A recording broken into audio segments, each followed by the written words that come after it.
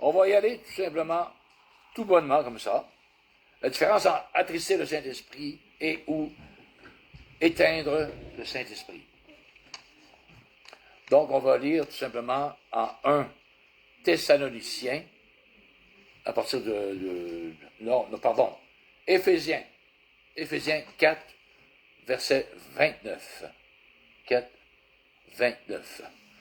Alors, ça nous dit ici, qu'il ne sorte de votre bouche aucune parole mauvaise, mais s'il y a lieu, quelques bonnes paroles qui servent à l'édification et communiquent une grâce à ceux qui l'entendent. Alors, c'est un premier pas ici, afin de ne pas attrister le Saint-Esprit en dedans de nous, c'est qu'il ne sorte aucune parole mauvaise ou malhonnête ou tout croche, comme on dit, de notre bouche, mais plutôt une bonne parole qui serve à l'édification et communique une grâce à ceux qui l'entendent. Hallelujah. N'attristez pas le Saint-Esprit, de Dieu, par lequel vous avez été scellés pour le jour de la rédemption. Et également, qu'est-ce qui peut attrister le Saint-Esprit? L'amertume, l'animosité, la colère, clameur, la calomnie, la médisance et toute espèce de méchanceté. Ça doit disparaître du milieu de nous. C'est ce que nous dit en Éphésiens 4, 31, que toute amertume, toute animosité, toute colère, toute clameur, toute calomnie et toute espèce de méchanceté disparaissent du milieu de nous, afin que nous ne puissions pas, avec tous ces péchés-là, attrister le Saint-Esprit. Et lorsqu'il y a faute, lorsque nous, en tant que croyants, nous attristons le Saint-Esprit, cela peut arriver. Normalement, il y a une petite lumière qui s'allume sur le dash de notre cœur. Hallelujah. Qui dit, oh, attention, tu as attristé le Saint-Esprit par les paroles que tu as dites, par l'attitude que tu as adoptée dans telle situation, ainsi de suite.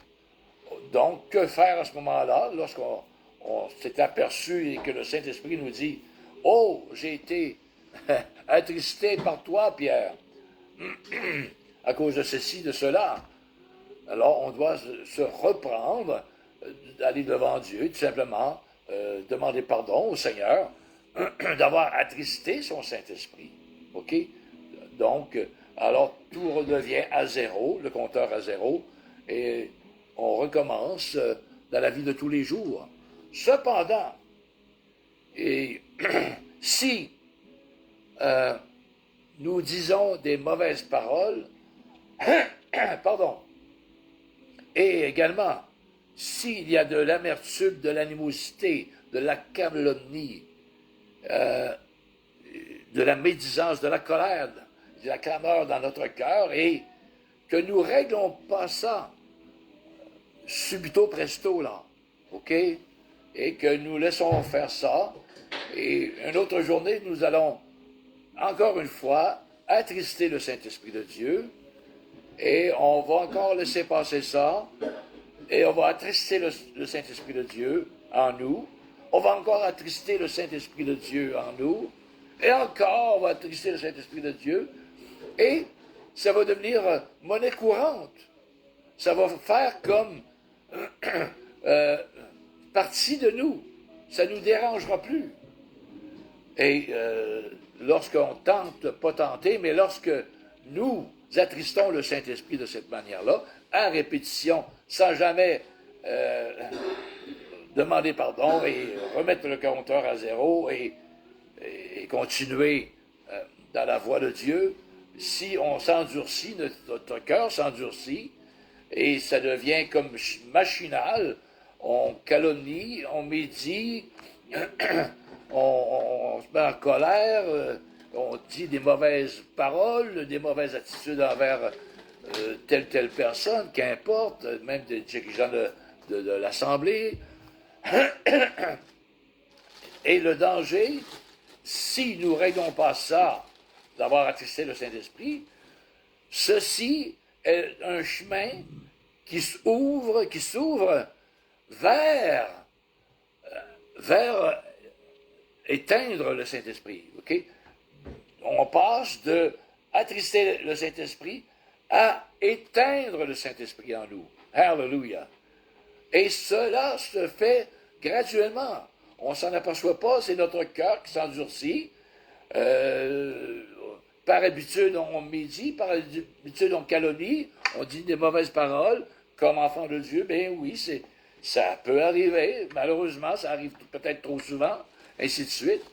Mais ça peut nous conduire sur le chemin d'éteindre le Saint-Esprit de Dieu. Hallelujah. Et c'est là qu'il y a le danger. Lorsque le Saint-Esprit de Dieu est éteint, on va lire en 1 Thessaloniciens qui nous parle d'éteindre le Saint-Esprit de Dieu. Bon. Ici, chapitre 5, à partir du verset 12, mettons. Nous vous prions, frères, d'avoir de la considération pour ceux qui travaillent parmi vous et qui vous dirigent dans le Seigneur et qui vous exhortent.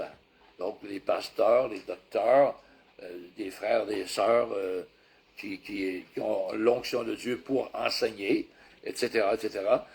Ayez pour eux beaucoup d'affection à cause de leur œuvre. Alléluia. Au lieu de dénigrer, de médire, et éventuellement que le Saint-Esprit s'éteigne en nous, au lieu de médire, bien, de plutôt avoir beaucoup d'affection à cause de leur œuvre. Et soyez en paix entre vous également. Alléluia. Prenez garde que personne ne vous séduise de rendre autrui le mal pour le mal, mais poursuivez toujours le bien, soit entre vous, soit entre tous, envers tous, pardon. Et une manière ici de raviver l'esprit, de garder l'esprit allumé, ça nous dit ici d'être toujours joyeux dans le Seigneur, bien entendu, prier sans cesse. Et de quelle manière pouvons-nous prier sans cesse? Une bonne manière que Dieu a donnée à ses croyants est le baptême dans le Saint-Esprit. Hallelujah! Et de prier au moyen des langues que le Saint-Esprit nous permet de s'exprimer. OK? Et ce sont des soupirs inexprimables, comme nous dit Romains 8, 26. Et c'est un esprit que on dit des mystères et on ne parle pas des hommes, mais on parle à Dieu. Alléluia. Et lorsqu'on entretient toujours cette flamme de s'édifier soi-même par le Saint-Esprit, c'est ce que la Bible nous dit, celui qui prie en langue, qui parle en langue, s'édifie lui-même, se construit son homme, hallelujah, spirituel en dedans, et on se rapproche de Dieu à ce moment-là, parce que Dieu connaît quelle est la pensée de l'Esprit lorsqu'on l'a prie en esprit. Car l'Esprit, c'est selon Dieu que l'Esprit intercède en notre faveur. Hallelujah. Donc, on ne peut pas se tromper, n'est-ce pas? Hallelujah. Donc, une bonne manière de ne pas éteindre le Saint-Esprit est, comme au début, lorsqu'on l'attriste, de remédier à la situation, de demander pardon et de dire « Seigneur, pardonne-moi, j'ai attristé ton Saint-Esprit ». On oublie tout, on recommence. Hallelujah. On remet le compteur à zéro. Et toujours aussi de prier sans cesse et de rendre grâce en toutes choses également, car c'est à votre égard la volonté de Dieu en Jésus-Christ. Alors, on peut éteindre l'esprit aussi en méprisant les prophéties. Ça nous dit, n'éteignez pas l'esprit, ne méprisez pas les prophéties, mais examinez toutes choses, retenez ce qui est bon. Il y a des prophéties, des fois, qui se disent au milieu de l'assemblée de Dieu. La Bible nous dit de juger les prophéties. Donc, c'est pour ça que ça nous dit, mais examinez toutes choses, retenez ce qui est bon. Abstenez-vous de toute espèce de mal. Hallelujah. Donc, frères et sœurs, le grave danger ici d'éteindre l'esprit, c'est que un feu, si vous avez un feu dans le foyer, vous prenez une coupe de chaudière d'eau, vous le garrochez sur le feu, qu'est-ce qui arrive? Le feu s'éteint, bien entendu. Et rasseyez avec une allumette ou qu'importe, un allume-feu, là, de rallumer le feu, ça ne se rallume pas comme on veut, OK? Surtout, ça a été mouillé par l'eau, ça a été mouillé par le fait d'avoir attristé le Saint-Esprit maintes et maintes fois dans nos vies, OK? Il a plu toutes sortes de mauvaises choses dans notre âme, dans notre cœur, qui a fait que l'Esprit, finalement, s'est éteint en nous. C'est très dur de ranimer cette flamme-là. Lorsque David a péché avec Bathsheba, OK? Il a confessé son péché, mais il a fallu que le prophète Nathan lui conte une énigme et lui dit « Oh, cet homme, c'est toi, David. » Et dans ses prières, dans ses psaumes, David, il disait « Oh, ne me retire pas ton Saint-Esprit, oh Dieu. » Hallelujah. Et également, on a le Samson, qui était... il avait laissé pousser ses cheveux, et sa force était dans ses cheveux. Et Dalila voulait savoir quel est le truc, quel est... pourquoi tu es fort comme ça? Je veux savoir. Et à quelques reprises, elle endormait sur ses genoux.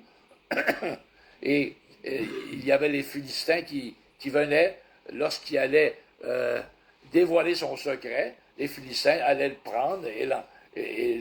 Mais 2, 3, 4 reprises, je ne sais pas trop combien de fois, il avait les cheveux longs et il n'avait pas encore dévoilé son secret.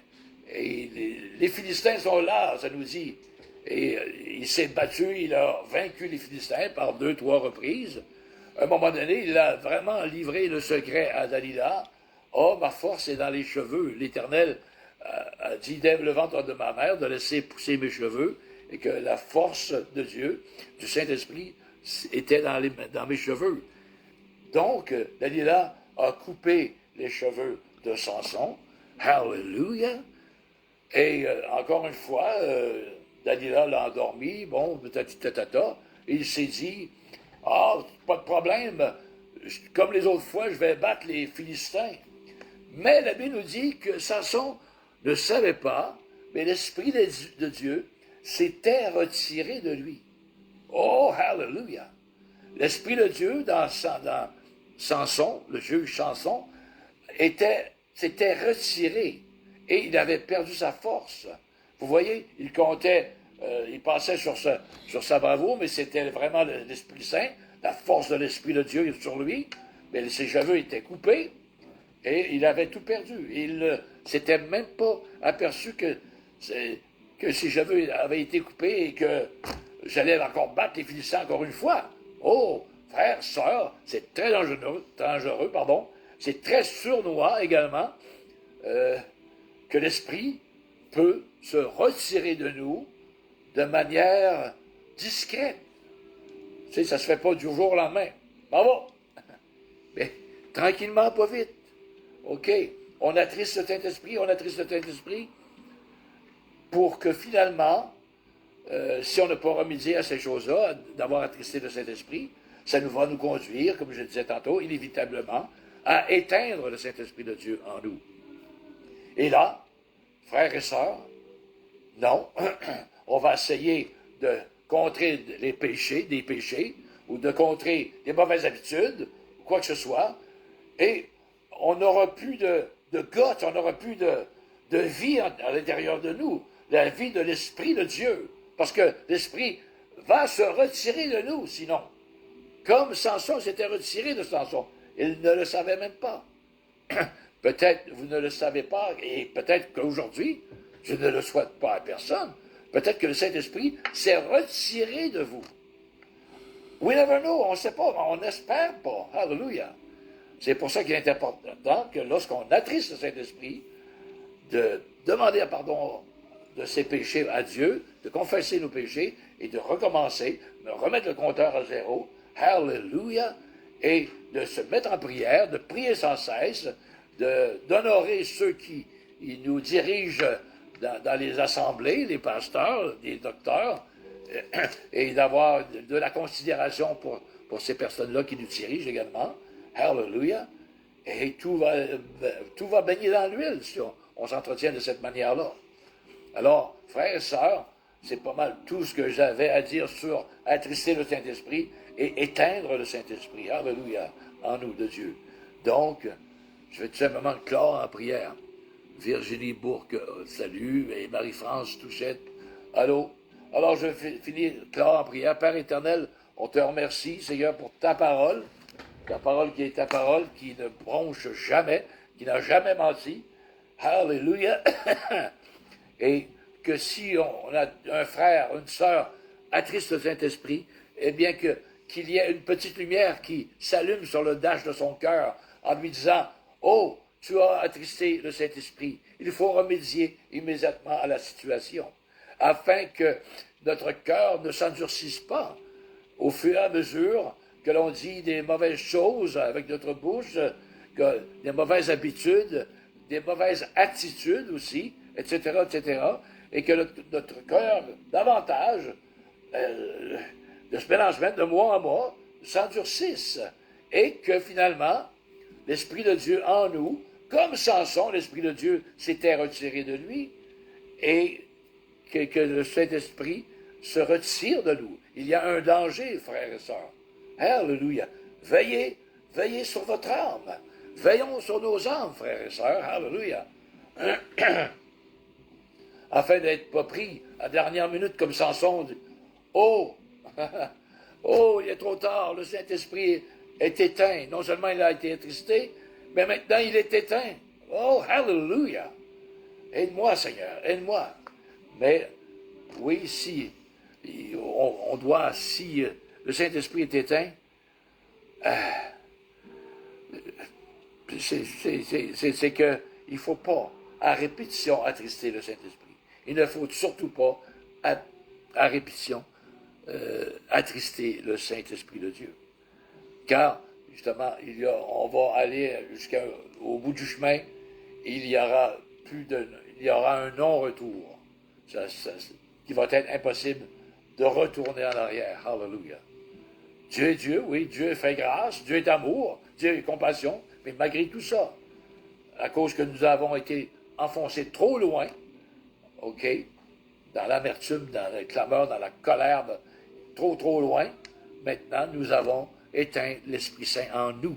Alléluia. C'est pas à faute des voisins, ça sera de ma faute, parce que je ne me suis pas entretenu dans les choses de Dieu. Je n'ai pas prié sans cesse. Alléluia. Ainsi de suite, ainsi de suite. Merci Dieu que tu parles à ces cœurs, Seigneur. Alléluia. Et que nous puissions raviver cette flamme-là lorsque on attriste le Saint-Esprit. Qu'une lumière s'allume et que nous puissions revenir à toi. Alléluia. Amen. Et repartir à zéro. Merci, Père, afin que de se garder, d'éteindre l'Esprit de Dieu en nous. Alléluia. Oh, Jésus, Jésus. Béni est ta parole. Alléluia. Frères et sœurs, alors je vous dis, soyez bénis. Alléluia.